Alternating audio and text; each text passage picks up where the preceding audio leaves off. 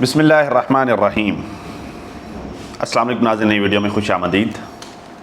मैं प्रोफेसर आज़म सागर हूँ और आप मेरा यूट्यूब चैनल देख रहे हैं। नाज़रीन, उम्मीद करता हूँ कि सभी खैरियत से होंगे और अपनी फैमिलीज़ के साथ खुश खुर्रम ज़िंदगियाँ गुजार रहे होंगे। अल्लाह ताला यूँ ही सभी को हंसता मुस्कुराता खिलखिलाता खुश और आबाद रखे। तो कैसे हैं जी आप लोग? मैं ठीक हूँ अल्हम्दुलिल्लाह, अल्लाह का शुक्र है। आप सबकी दुआ से मैं खैरियत से हूँ। काफ़ी दिनों के बाद नाज़रीन, मैं काफ़ी दिन क्या यार, तकरीबन मेरे ख्याल से कोई 12-14 दिन ही हो गए हैं, मैं आज एक दफ़ा फिर से आप लोगों के सामने बैठा हूँ। तो अब मैं आप लोगों को क्या वजह दूँ यार कि मैं क्यों क्यों वीडियोज़ नहीं बना रहा था। बहरहाल आप लोग बताएं, आप लोग कितनी हैं मेरी माएँ बहनें जिन्होंने मेरे व्लॉग्स को मिस किया है। अच्छा, अक्सर लोग ना पहली औलाद बेटे के लिए ख्वाहिशमंद होते हैं। पहली औलाद मतलब अक्सर लोगों की ख्वाहिश होती है कि अल्लाह ताला हमें पहली औलाद जो दे वो बेटा दे। वैसे मेरा जो है वो बेटी थी, मैं मतलब मेरी ये थी कि अल्लाह ताला मुझे पहली बेटी दी, क्योंकि पहली बेटी खुशनसीब लोगों को मिलती है। लेकिन मैं एज अ सोसाइटी अगर आप लोगों के साथ बात करूँ तो अक्सर लोगों का ये होता है कि अल्लाह ताला पहली औलाद के तौर पर हमें बेटा दे। तो मैं अक्सर ये सोचा करता था कि यार वाई लोग ऐसा क्यों करते हैं, ऐसी मतलब ये क्यों मतलब लोगों की चॉइसेस होती हैं, ऐसा क्यों लोग सोचते हैं कि यार हमें पहले बेटी मिलनी चाहिए या पहला बेटा मिलना चाहिए। मतलब मेरे तो दिल से ये था कि यार चलो अल्लाह ताला बेटी रहमत होती है, अल्लाह ताला पहले रहमत से नवाजे। तो अब मुझे समझ आया कि ऐसा क्यों होता है, लोग ऐसा क्यों सोचते हैं कि पहली औलाद बेटा होना चाहिए। शायद उनको ये लगता होगा कि यार चलो बेटा, अगर पहली औलाद बेटा होती है तो जब तक बाप ज़िम्मेदारियों का बोझ जब बाप के ऊपर ज़्यादा होने लग जाता है तो तब तक बेटा भी बाप के बराबर हो जाता है और बाप की ज़िम्मेदारियों का जो बोझ होता है वो बेटा बांट लेता है। ठीक है, तो शायद इसी वजह से लोग करते होंगे, क्योंकि जब मैं तो जो है वो आटे दाल में ही पूरा हूँ सुबह से लेकर मतलब सारा दिन ऐसे ही गुजर जाता है छोटे छोटे कामों में। जब ऑफिस में मतलब दुनियादारी के पंगे इतने ज़्यादा हो गए हैं, ऑफिस में बैठने का टाइम नहीं मिलता। यकीन करें मैं 15 दिन बाद ऑफिस में बैठा हूँ।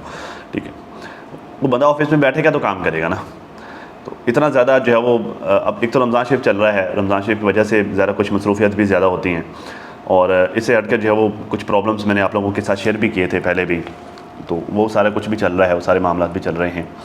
और ऊपर से ये जंग की वजह से ज़्यादा ज़हनी तौर पर डिस्टर्बेंस भी कुछ ज़्यादा ही हो गई। तो ये सारी चीज़ें जो है वो मिल मिला के जो काम के डिस्टर्ब होने की वजह बनती है। मैं माज़रत ख़्वाह हूँ आप लोगों से कि मैं इतने दिन से गायब हूँ। कोशिश करूँगा, मैं वादा तो नहीं कर सकता ज़ाहिर है मतलब कोशिश करूँगा कि रेगुलरली काम कर पाऊँ। ठीक है, तो खैर आप लोग बताएं आप कैसे हैं, चीज़ें काफ़ी सारी चल रही हैं नाज़रीन। मैं इतने दिन गायब था तो काफ़ी सारे मामलात चलते रहे हैं दुनियादारी में, काफ़ी सारी चीज़ें चल रही हैं। रजब और ईमान वाला मामला भी काफ़ी पीक पर है अभी भी, मतलब कुछ ज़रा निस्बतन ठंडा हो गया, लेकिन एक पिछले 3-4 दिन तो काफ़ी पीक पर रहा है ये मामला। तो मैंने कोशिश की थी कि मैं इस पर जो है अपना पॉइंट ऑफ व्यू दूँ, मैं इस पर बात करूँ, लेकिन जो है मैं नहीं टाइम निकाल पाया, उसके लिए मैं माज़रत ख़्वाह हूँ। लेकिन हाँ, मैं थोड़ी सी बातें आप लोगों के साथ ज़रूर करना चाहूँगा। डिफरेंट लोगों के डिफरेंट ओपिनियंस हैं।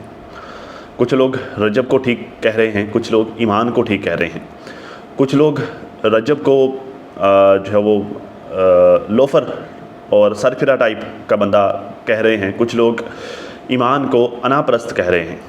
मतलब हर किसी का अपना अपना पॉइंट ऑफ व्यू है। मैंने जो है वो ये सितारा वाले मामले में भी मेरे पास डिस्कस करने के लिए काफ़ी सारी चीज़ें। एक चीज़ जो है वो कल मैंने साजिद के व्लॉग में जो मैंने नोट की है, उसने यकीन करे मेरा दिमाग चकरा के रख दिया। मुझे जो है वो एक तरह से मैं शॉक्ड हूँ कल मैंने देखा साजिद के व्लॉग में, मैं आपके साथ शेयर करता हूँ। लेकिन पहले ये ज़रा ईमान वाले मामले पर मैं अपना पॉइंट ऑफ व्यू आप लोगों को दे दूँ, ये रजब और ईमान वाले मामले पर।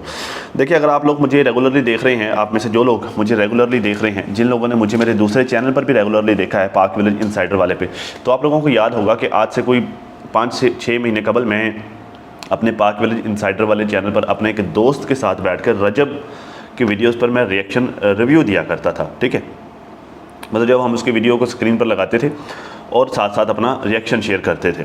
अगर आप में से किसी ने वो मेरी वीडियोस देखी हो तो आप लोग ज़रूर मुझे बताइएगा।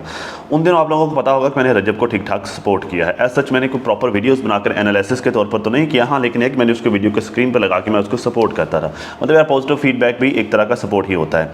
ठीक है, अच्छा, फिर बीच में ये हुआ कि जब इसकी शादी हुई, इसकी शादी के बाद मैंने जब रजब का एटीट्यूड देखना स्टार्ट किया टुवर्ड्स हिज वाइफ, तो मैं मतलब मेरा दिल इसकी तरफ से खटा होना शुरू हो गया। उसकी वजह यह है कि यार देखें, इंसान के पास जब पैसा आता है ना, तो पैसा तो इंसान के पास आ जाता है, मतलब इंसान के पास बाई वेल्थ तो इंसान स्ट्रांग हो जाता है, लेकिन पैसा इंसान की औकात भी बदल दे, ये सबके साथ नहीं होता। चंद लोग होते हैं जो पैसे की आने की मतलब पैसे की आमद को जो लोग बर्दाश्त कर पाते हैं, वरना अदरवाइज जो वो बेवकाते हो जाते हैं लोग। ठीक है, मुझे रजब से ये वाली वाइब्स आना शुरू हो गई। कैसे? देखिए, शादी से पहले तक तो ये बंदा यारियाँ दोस्तियों वाला मतलब यारी दोस्ती वाला बंदा है। शादी से पहले तक तो ये चीज़ें बहुत अच्छी लगती थी। मतलब जो है वो सुबह से जो है सुबह 10-11 बजे सो के उठना, उसकी रूटीन है। 10-11 बजे सुबह सो के उठना, फिर जो है वो मतलब किसी एक आध यार ने घर से उठा लेना, फिर निकल जाना लंबे लंबे रूटों पर, सारा दिन यारों दोस्तों के साथ घूमते फिरते रहना, व्लॉगिंग करते रहना। रात को जो है वो 2-3 बजे घर में घुसना और जो है वो आके सो जाना। सुबह फिर से वही चीज़ें चल रही हैं। ठीक है, और मतलब हुल्लड़बाजी सारी यारों दोस्तों के साथ ही। ये चीज़ें शादी से पहले अच्छी लगती हैं। ठीक है, हाँ चलो यार बंदा अपनी लाइफ को एंजॉय कर रहा है, ये कोई जिम्मेदारियों का बोझ नहीं है, चलो बंदा अपनी लाइफ को एंजॉय कर रहा है, यारियाँ दोस्तियाँ निभा रहा है, यारी दोस्ती वाला बंदा है। लेकिन जब बंदे की शादी हो जाती है ना, तो शादी के बाद बंदे के कंधों पर जिम्मेदारी आ जाती है एक ऐसी औरत की कि जो उसके लिए अपनी सारी दुनिया छोड़ कर आई होती है। ठीक, मतलब औरत के लिए एक दुनिया होती है, उसके वालिदैन, उसके बहन भाई, वो अपनी पूरी दुनिया एक ऐसे मर्द के लिए छोड़ कर आती है कि वो जिसको निकाह के तौर पर कबूल करती है, अपने जीवन साथी के तौर पर कबूल करती है। एक अच्छे मर्द की ये जिम्मेदारी होती है कि जब एक औरत उसके लिए हर चीज़ छोड़ के आई है तो वो उसके लिए मुआश का इंतज़ाम तो करे ही करे, लेकिन उसकी जिम्मेदारियाँ भी उठाए, उसके दुख सुख में साथ खड़ा हो। उसके मैं ना आजकल एक ड्रामा देख रहा हूँ वफ़ा सुल्तान के नाम से, टर्किश ड्रामा है। अगर आप में कोई किसी ने देखा हो तो मैं क्लिप्स देख रहा हूँ। टर्किश ड्रामा है ये, वफ़ा सुल्तान के नाम से।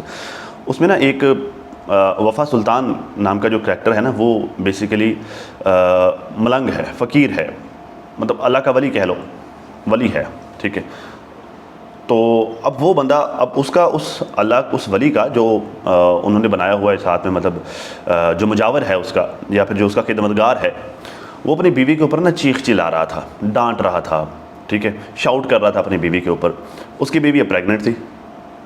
अब उसकी प्रेगनेंसी की हालत में अपनी बीवी के ऊपर चीख चिल्ला रहा है, डांट रहा है, उसको बुरा भला बोल रहा है। शायद ज़ाहिर किसी भी वजह से कोई भी बात हुई होगी तो वो उसको डांट रहा था। अब जब ये बात वफ़ा सुल्तान को पता चलती है तो वो क्या करता है, वो उसके पेट पे, मतलब सामने वाली साइड पर पेट पे एक कपड़ा बांधकर उसको पत्थरों से भर देता है।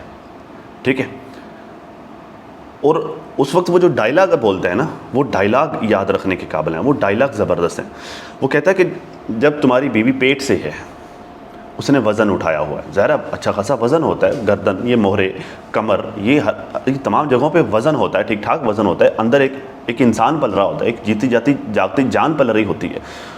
एक जीती जागती जान जो इंसान के, जो औरत के पेट के अंदर पल रही होती है, उसकी एहतियात तो अलग से होती है, उसका जो वज़न बर्दाश्त कर रही होती है औरत, ज़ाहिर वो उसका कोई जो है वो मैं तो एक्सप्लेन नहीं कर सकता क्योंकि मैंने ये सब एक्सपीरियंस नहीं किया हुआ।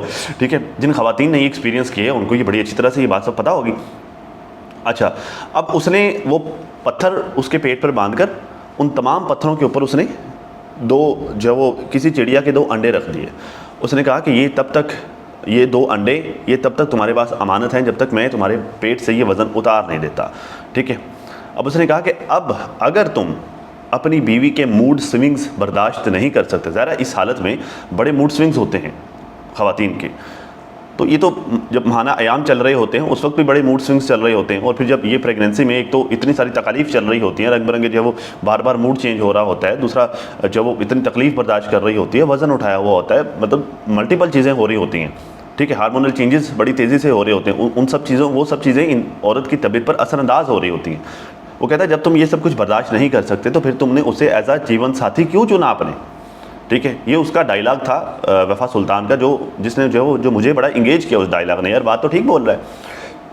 तो ये क्या होता है, ये मर्द के कंधों पर जिम्मेदारियाँ होती हैं, औरत को इमोशनली सपोर्ट करना, औरत को जो है वो उसके लिए मौजूद होना, उसका साथ देना, माश का इंतज़ाम तो करना ही करना, लेकिन उस जिम्मेदारी को उठाना जो अल्लाह ने उसको जिम्मेदारी दी है। भाई एक बंदा यारियाँ दोस्तियों वाला है, यारियाँ दोस्तियाँ तो निभा रहा है, लेकिन ज़िंदगी में बैलेंस ही कोई नहीं है। यार आप खुद बच्चों वाले होकर भी आपने जो है वो आप मामा बॉय बन के रह रहे हो। ठीक है, मामा बॉय होना अच्छी बात है, मतलब ठीक है, माँ का फरमाबरदार होना अच्छी बात है। ठीक है, लेकिन जब आपने सारा दिन घर से बाहर रहना है, वो औरत जो कि घर पे प्रेग्नेंट बैठी हुई है, उसके मूड स्विंग्स चल रहे हैं, उसके सैकड़ों चीज़ें उसके साथ चल रही हैं, वो आपकी माँ के साथ रह रही है, दो खवातीन जब इकट्ठी रह रही हैं, छोटी छोटी बात पे उनकी जो है वो कुछ ना कुछ इशूज़ चलते रहते हैं। आपने घर पे आके बीवी की नहीं सुननी, माँ की सुननी है, और माँ की सुन के आपके ने बीवी का बेड़ा गर्क करके रख देना। इस तरह की मल्टीपल चीज़ें, ठीक है। तो एक बंदा अपनी ज़िंदगी में बैलेंस ही नहीं लेके आ पा रहा। एक बंदे की सारी ज़िंदगी यारों से शुरू होकर यारों पर ख़त्म हो जाती है, और फिर जो थोड़ी बहुत ही बचती है वो माँ के चरणों में गुजर जाती है। रिश्तों को, एक बंदे को इतनी तमीज़ नहीं है कि उसने अपने रिश्तों को अपनी जगह पे लेकर चलना है। माँ का रिश्ता माँ की जगह पर, बीवी का रिश्ता बीवी की जगह पर, दोस्त यारियाँ दोस्तियाँ यारियाँ दोस्तियों की जगह पे, कारोबार कारोबार की जगह पे। जब एक बंदा रिश्तों में अपनी ज़िंदगी के मामलों में बैलेंस ही नहीं कर पा रहा, तो वो इस बात का हकदार ही नहीं है कि कोई औरत उसके निकाह में आए। वो औरत रखने के काबिल ही नहीं है। फिर वो एक्स नेक्स्ट, बस वो फिर इन्हीं चक्रों में रहे। जैसे वो थी, वो एक एक्स की वॉइस भी चल रही हैं, ठीक है। घर में बीवी प्रेग्नेंट बैठी हुई है, बाहर तुम इश्क में शूखियाँ कर रहे हो, दौर फिट है मुँह तुम्हारे पैसे का, तुम्हारे पास पैसा आने का। तो ये सारी चीज़ें थी जिन, मतलब इस तरह की जो है वो एक जो है वो बदला ब्रदर नाम से एक जो है वो रेक्शनिस्ट है, जो अक्सर इन लोगों को डकी हो गया, ये इन ठीक ठाक इनको एक्सपोज करता रहता है। तो उसके रिएक्शंस, अगर आपके पास टाइम हो तो आप कभी टाइम निकाल के देखिएगा उसके रिएक्शंस। उसने ठीक ठाक जो है वो बाकायदा एविडेंसेस के साथ, सबूतों के साथ इसको और इसके दोस्तों को जो है वो एक्सपोज किया। घर में चलो इसके दोस्त जो भी हैं, जैसे भी हैं, वल्लाह वाला मुझे, मैं नहीं जानता कि वो मैरिड हैं या नहीं है, बल्कि चलो हम तो ज़रा रजब फैमिली का रजब तो यही है ना, हम तो इसी को देखते हैं, ठीक है। तो अब हम जब इस बंदे को देख रहे हैं तो ये बंदा अपने यारों दोस्तों के साथ बाहर जाके डेटे मार रहा है, पार्टियां मार रहा है, घर में बीवी प्रेग्नेंट बैठी हुई है, ठीक। तो जब वो इतराज़ करेगी, जब उसने शिकवा करना है, तो उसको कम से कम इतना तो हक होना चाहिए ना कि वो शिकवा कर पाए। हम उसके शिकवे को, उसकी नाराज़गी को अना का नाम दे दें और फिर कहें कि जी वो औरत कार्ड खेल रही है, कि जी औरत के साथ हैं, तो नहीं यार, ये गलत है, ठीक है। अगले बंदे को भी इंसान होना समझना चाहिए। फिर जब चलो वो सारी चीज़ें चल रही हैं, उन सब चीज़ों के साथ साथ जब ये बंदा ब्लॉगिंग कर रहा है, ब्लॉगिंग में जब भी अपनी बीवी को कैमरे के सामने लेके आता है, उसको बाकायदा ऑन कैमरा हरासा करता है, हैरेसमेंट करता है ऑन कैमरा। भाई तुम्हारा पर्सनल में उसके साथ जो भी रिलेशन है, जो भी है, तुम उसको ऑन कैमरा जलील तो ना करो। देखो, डकी से सबक लो। डकी अपनी बीवी के साथ जिस तरह से डकी रहता है, यकीन करें मैं उसकी इस अदा से मैं उस पर कुर्बान हूँ। मैं उसका फ़ैन डकी का। बाकी जब जो भी हुलड़बाजियाँ करते हैं, जो भी वो सारी बातें, वो अलग चीज़ें हैं, लेकिन डकी को मैं इस वजह से डकी का फ़ैन हूँ कि वो अपनी फैमिली के साथ अच्छा है। हदीस नबी है यार कि तुम में से अच्छा वो है जो अपनी फैमिली के साथ अच्छा है। तो मैं डकी को इस वजह से मैं पसंद करता हूँ कि वो अपनी बीवी अरूब, वो बड़ी इज़्ज़त करता है उसके साथ जो है वो बड़ा लाड प्यार, हंसी खुशी, हल्ला गुला, जो यारियाँ दोस्तियाँ, हलियाँ गुलियाँ, ये सब कुछ अपने दोस्तों के साथ करता है, वो अपनी बीवी के साथ करता है। तो बेहतर कौन हुआ? ये बंदा जो है वो, मतलब इसका ये एटीट्यूड मुझे पसंद नहीं है। बाकी सारी चीज़ें, कुछ लोग उसको जो है वो इसकी बदतमीज़ियाँ जो अक्सर ये अपनी बातों में कर जाता है, उस वजह से नापसंद करते हैं। सबकी अलग अलग रीज़न्स होंगे, लेकिन मुझे ये बंदा नापसंद अपनी फैमिली के साथ इसके सलूक की वजह से है कि ये अपनी फैमिली के साथ ठीक सलूक नहीं करता। ठीक, तो अब अगले ने जो वो जूती जब भिगो के मारी है मुंह के ऊपर, अब जो है वो बर्दाश्त नहीं हो रहा है कि लो जी उसका अना का मसला। भाई अना, तुमने जो है वो साल डेढ़ से उसको घर में जो है वो जलील करके रखा हो, तो अब वो बेचारी अना भी ना दिखाए। कुछ लोगों को होगा, लोग कह रहे होंगे कि भाई उसका अना का मसला है, उसने अपना घर बर्बाद कर लिया। अना कि भाई वो घर जो घर जो है वो मतलब घर ना हो जहन्नम हो, तो उस घर से निकल जाना अना नहीं होती। उस घर से निकल जाना अपने लिए सुकून का एहतमाम करना होता है। अब उस बेचारी के लिए तो वो घर जहन्नम जैसा था, बेशक लाख पैसा हो, बेशक बहुत बड़ा घर हो। जन्नत जो है वो बहुत बड़े बड़े घरों का नाम थोड़ी है कि जी बहुत बड़ा घर है, वो जो है वो वहाँ पे हीरे जवाहरात होंगे, ये सब कुछ। जन्नत इसी का नाम नहीं है, जन्नत सुकून का नाम है। ये सब चीज़ें हों के अल्लाह ताला की ज़ात जो जन्नतियों को जो अल्लाह ने सुकून देना है, वो सुकून ना इस दुनिया में है ना कहीं और है। वो सुकून उस बेचारी को उस घर में सुकून ही नहीं मिल रहा। हर वक्त अगर वो कैमरे पे आ रही है तो जलील हो रही है। तुम सारा दिन जो है वो तुम जगह जगह बैठकर पॉडकास्ट खड़काते फिर रहे हो। वो बेचारी एक कम्युनिटी भी नहीं शेयर कर सकती, वो एक स्टोरी भी नहीं लगा सकती। तुम जो जहाँ जहाँ जाओ जगह जगह रंग बिरंगे स्टेटमेंट देते फिरो। वो अगर कोई बात करे, लो जी मुझे जलील करवा दिया। भाई तुमने खुद अपनी कोई इज्जत छोड़ी है, सही तुम उसकी इज्जत करते हो। भाई बंदा इज्जत करता है तो इज्जत लेता है ना। जो बंदा अपनी बीवी की इज्जत नहीं कर रहा और फिर कहता है लो जी मुझे वो इज्जत करे, कि उसके ऊपर फ़र्ज़ है कि वही इज्जत करे, तुम्हारे कोई नहीं है, तुम्हारे ऊपर कोई फ़र्ज़ नहीं है, तुम्हारे कोई फ़राइज़ नहीं है कि तुम अदा करो। तुम उसको जलील भी करो और बदले में तुम उससे इज्जत का मुतालबा करो। क्यों भाई, कौन सी दुनिया में रह रहे हो तुम? तो ये इन सारी चीज़ों के चलते हुए मुझे ये बंदा लिटरली, इसकी ये वाली हरकतें मुझे पसंद नहीं हैं। अदरवाइज़ इससे पहले मैं इसको सपोर्ट करता था। मुझे लगता था कि यार लोग इसको खाम खा ट्रोल करते हैं, इसको बदतमीज़ी जो है वो मतलब इसके साथ करते हैं। वो बंदा क्या करता है, हल्ला गुला ही करता है। जब मैंने इसकी फैमिली के साथ बिहेवियर देखा ना, तो मुझे ये बंदा इस हवाले से अच्छा नहीं लगा। बाकी ज़रा उसका काम है, वो कंटेंट है, वो चलाता है, जो भी करता है ठीक है अपनी जगह, लेकिन इसे अगर इसने चलो अब ईमान वाला तो जो चलो ये हो गया मामला, ज़रा अब नेक्स्ट भी शादी करेगा, अपनी ज़िंदगी में कोई औरत लेके ही आएगा ना ज़ाहिर है, तो अगर उसके साथ भी यही सब कुछ करेगा तो कौन इसके साथ जो वो कोई जो वो ढीठ किस्म की औरत होगी जो इसके साथ फिर गुजारा कर लेगी, फिर रह लेगी, जिसकी जो वो कोई सेल्फ डिफेंस नहीं होगी, जो वो सेल्फ क्या कहते होते हैं यार, सेल्फ रिस्पेक्ट नहीं होगी, जिसका जो कॉन्फिडेंस लेवल बिल्कुल ख़त्म हो जाएगा, जो वो मतलब बिल्कुल ढीठ होगी, जिसको कोई फ़र्क ही नहीं पड़ता होगा, इज़्ज़त बेइज्जती जिसके लिए कुछ भी नहीं होगी, तो फिर वो उसके साथ रह लेगी। लेकिन जिस औरत का बेचारे का कोई सेल्फ रिस्पेक्ट होगी तो वो नहीं गुजारा करेगी, क्योंकि जिस तरह से ये औरत को जलील करता है, अपनी बीवी को जलील करता है, तो उस तरह से जो है वो कौन इसके साथ रहना पसंद करेगा। खैर जी, क्या कह सकते हैं, वो इसलिए मैंने स्टार्ट में कहा ना कि पैसा जो वो इंसान को शोहरत की बुलंदियों पर तो शोहरत भी मिल जाती है, पैसा भी मिल जाता है, ताकत, हर चीज़ मिल जाती है, लेकिन बंदे को औकात नहीं पैसा बढ़ाता। बंदे की औकात बंदे की वही रहती है, ठीक है।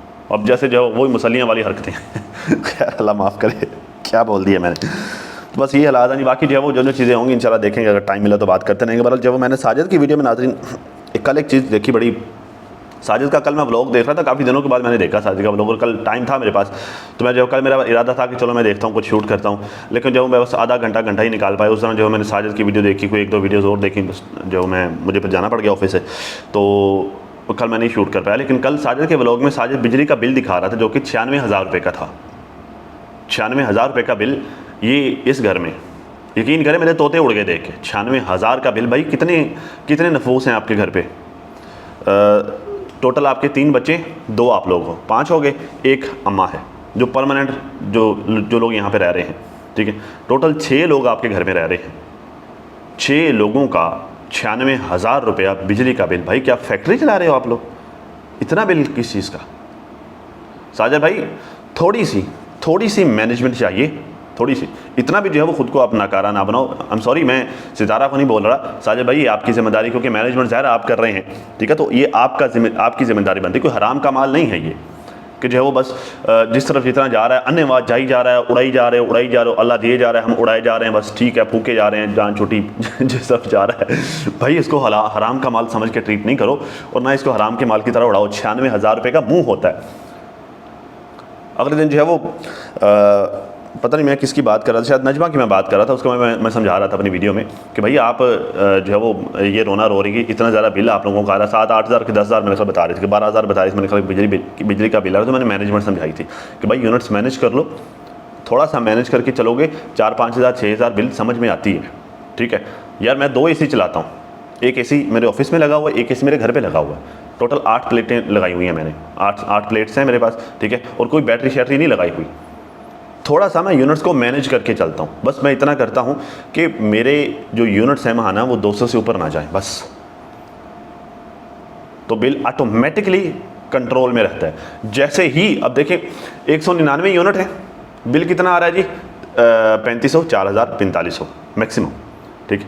जैसे ही 201 यूनिट हुए, सिर्फ 2 यूनिट का फ़र्क है, या इवन 200 तक भी छूट है, जैसे ही 1 यूनिट ऊपर हुआ बिल सीधा कहाँ जाएगा, 8000 पर, ठीक है। अब 200 से 300 की एक रेंज है। अब अगर 200 से मतलब 299 यूनिट हैं तो बिल कितना आ रहा है जी, 8,000, 10,000, 12,000। जैसे ही 301 यूनिट हुआ बिल कहाँ जाएगा, 35,000, 40,000 पे। भाई आप लोग यूनिट मैनेज करके क्यों नहीं चलते साजिद भाई। आप कितने को AC चल रहे हैं आपके घर, चलो फर्ज के 4 AC चल रहे हैं आपके घर, आपके सोलर भी लगा हुआ है, उसकी इंस्टॉलेशन करवाएं, सोलर की यूनिट्स को मैनेज करके चलें, ठीक है। मीटर एक आध वापडा का और लगवा ले कि चलो 2 मीटर लगवा के जो कुछ उधर चला लिया, कुछ उधर चला लिया, कुछ दिन में सोलर चला लिया, चलो कोई 10-12 हज़ार को बिल, बिजली का बिल है, समझ में आता है। 90-90 हज़ार बिल जो है वो आपका हराम का माल है, आप जो है वैसे कुएं में उठाकर फेंके जा रहे हैं। थोड़ी सी मैनेजमेंट कर लो साजिद भाई, ये बस जो है वो सारा टोरे फेरे पे तवज्जो रहनी है। मेरा एक दोस्त है, अगले दिन जो है वो हम यूँ बिजली के यूनिट्स को डिस्कस कर रहे थे, बिजली के मीटर को, वो पता मुझे क्या कहता उसके 2 मीटर हैं। कहता मैं जो मेरे बिजली के जो यूनिट चल रहे होते हैं ना, वो मैंने माथे पे लिख के रखे होते हैं। कहता जब वो थोड़ी सी भी लापरवाही मैं नहीं करता। मैंने कहा तुम ऐसा क्यों कहते हो। कहता ये जो 10-15 हज़ार 20 हज़ार ये बिल की मद में एक्स्ट्रा देना है ना वापडा को, वो 10-15 हज़ार का मैं मेरी बीवी को सूट ले दूँगा कपड़ों का, मेरे बच्चों के ऊपर मैं खर्चा कर दूँगा। वो समझ वो दुखता नहीं है। ये थोड़ी सी लापरवाही के साथ 10-15 हज़ार एक्स्ट्रा गया हुआ, ये दुखता बड़ा है, ठीक है। आपको 90 हज़ार की परवाही नहीं है, 90-96 हज़ार की। थोड़ा सा मैनेज करके चलो भाई, ये जो वो सदा जो वो ऐसे नहीं रहना, ये कोई पता नहीं जो है वो अल्लाह ताला की ज़ात कब इंसान को आजमाइशों में डाल दे, कब आजमाइश आ जाए। तो भाई उस आने वाली आजमाइश के लिए तैयार होकर रहते होते हैं। यूँ खुलेआम जो है वो बस ठीक है आई जा रहे हैं, उड़ाई जा रहे हैं, आई जा रहे हैं, उड़ाई जा रहे हैं, ये वाला काम ना रखो। हम सॉरी अगर किसी को मेरी बात बुरी लगी हो, ठीक है, लेकिन मुझे तकलीफ़ हुई ये सब कुछ देख के कि भाई 96,000 रुपये का बिजली का बिल इनका आ रहा है, ठीक है, तो इनको थोड़ा लिमिट में रह के चलना चाहिए, थोड़ा तरीके से चलना चाहिए साजिद भाई आपको। खैर जी, सितारा के कल वाले व्लॉग पर जो है वो काफ़ी सारी क्रिटिसिज्म चल रही है कि बस ये मतलब रिपीट चीज़ें दिखा रही है, गार्डन दिखाई जा रही है। जो वो मतलब जैसे पिछले रमज़ान में इन्होंने इनके व्लॉग्स इंटरेस्टिंग हुआ करते थे, अब वैसे इंटरेस्टिंग व्लॉग नहीं हैं, बोरिंग व्लॉग होते हैं, लोग बदजन होना शुरू हो गए हैं। तो इस तरह की चीज़ें तो मैं देखें, मैं जो मुझे लगता है ना ज़ाती तौर पर वो मेरा ये कि आजकल मतलब ये वाला रमज़ान ना कुछ ज़्यादा ही जो है वो मतलब थोड़ा सा ना वो है, ख़ुद मेरे साथ भी ये होता है कि जो सुबह रोज़ा रखने के बाद मतलब यूँ होता है सारा दिन ऐसे ही होता है कि जैसे यार पता नहीं कुछ खला है, मतलब वो ऐसा है कि कुछ फुलफिलमेंट नहीं हो पा रहे, पता नहीं आई डोंट नो मैं अपनी बात एक्सप्रेस कर पा रहा हूँ या नहीं कर पा रहा हूँ। बस सारा दिन ऐसे गुजर जाता है यार, कोई काम भी नहीं होता, बस ऐसे जैसे जो दिल मुर्दा सा मतलब फ़ील होता है, जैसे मतलब ऐसे लगता है कि कुछ कमी है, कुछ हो नहीं पा रहा। इस तरह की कुछ फीलिंग्स आजकल चल रही है, जैसे थकन सी, काम करने को दिल नहीं करना, ठीक है, काम किया है तो अपने किए हुए काम से मुतमईन ना हो पाना, इस तरह के कुछ शायद जो साइकोलॉजिकल कुछ इश्यूज़ चल रहे हैं। ये सबके साथ है, जिससे भी मैंने डिस्कस किया कि यार पता नहीं यार बस ऐसे ही है, कोई काम करने को दिल नहीं करता, ठीक है, एक अजीब सा जो है इन्वायरमेंट इस तरह का पैदा हो गया, कोई थकन वाला इन्वायरमेंट पर हर बंदा जो है वो बस इसी तरह करके चल रहा है सारा दिन, बस ऐसे छोटे मोटे, बस शायद जो है वो कुछ दुनिया के हालात कुछ इस तरह के चल रहे हैं, उस वजह से भी ज़ाहिर हैं। बाकी जो है वो इनका ये होता है, एक व्लॉगर जो है वो डेली बेसिस पे अपना कंटेंट अपग्रेड ना करे, चेंज ना करे तो कंटेंट में जान नहीं रहती, मज़ा नहीं रहता। अब इनका जो है वो कुछ पाकिस्तान के कुछ हालात भी कुछ इस तरह के चल रहे हैं, ज़रा इस्लामाबाद पूरा बंद हुआ पड़ा है, पंजाब में जो स्कूलों में छुट्टियां भी चल रही हैं, ठीक है, ज़रा इनके भी शायद स्कूल में मेरे ख्याल से छुट्टियां वगैरह हुई हैं, वल्लाहु आलम।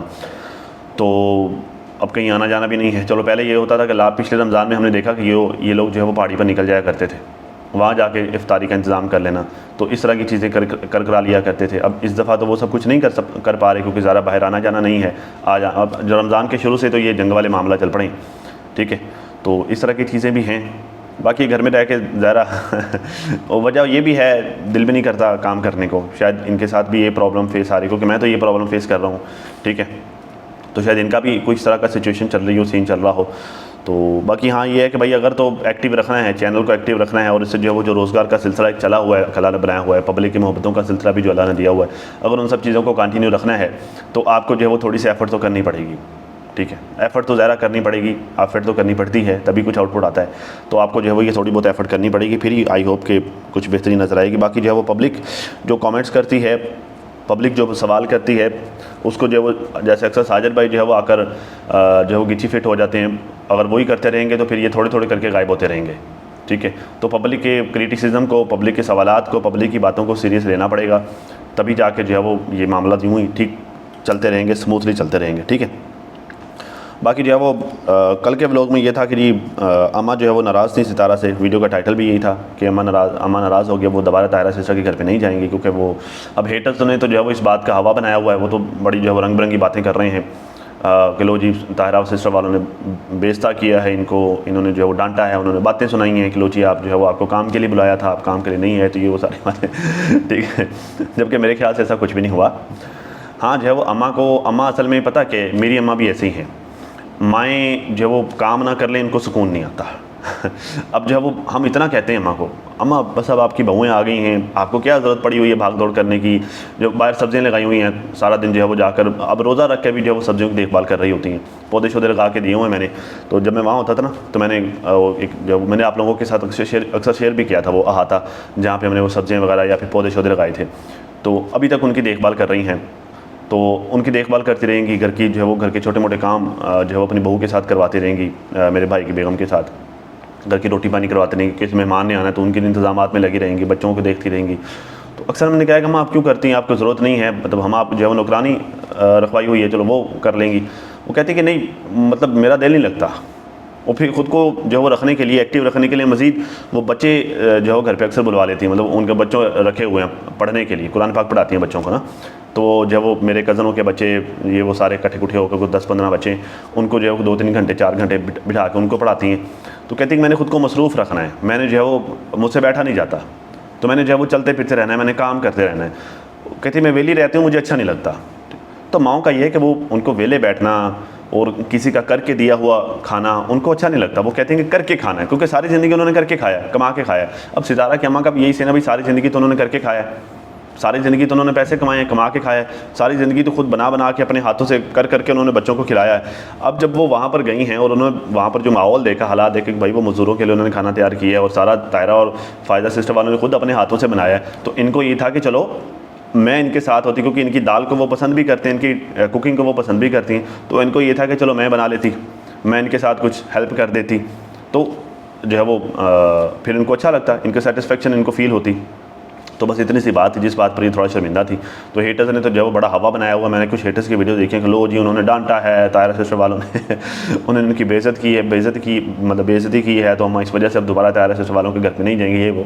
तो अम्मा को दरअसल इन छोटी छोटी बातों की वजह से शर्मिंदगी फ़ील हो रही थी। अब उनकी एज है, ठीक है, और उनको जो है वो नहीं अच्छा लगता भाई बैठ के खाना। सितारा के घर पे भी वो काम करती रहती है, अक्सर सितारा को लोग बुरा भला कहते हैं कि लो जी अम्मा को लगाया हुआ ये है वो है, तो भाई वो खुद नहीं बैठती। उसकी वजह यह है कि आमतौर पर बुज़ुर्गों को ये लगता है, अक्सर जो है वो मेरी माँ की उम्र की जो ख़वातीन मुझे देख रही हैं उनका भी यही पॉइंट ऑफ व्यू होगा, उनको भी यही लगता होगा कि बेटा बैठ के खाया नहीं जाता, सारी ज़िंदगी काम किया है तो बैठना अच्छा लगता नहीं है। और उनको ये भी लगता है कि भाई अब बैठ गए तो फिर हमने बैठे रहना है, अगर बैठ गए ना तो फिर हड्डियाँ गोडे जो है फिर जुड़ जाने हैं। तो उठकर जो है वो थोड़ा बहुत करते रहो, थोड़ा एक्टिव खुद को रखो, तो बस इतना है कि चलो कम से कम हम चलने फिरने के काबिल तो हैं ना। अब वो चल फिर कर खुशी महसूस करते हैं। अब हमारी तरह जो है वो, अब हम जो है वो जैसे है ना कि बचपन में खूब रोया, जवानी जो है वो टका के सोया, तो बुढ़ापे में आन रोया। तो हमारा तो यह है कि जवानी है ना तो फिर टका के सोते हैं नींद ही पूरी नहीं होती।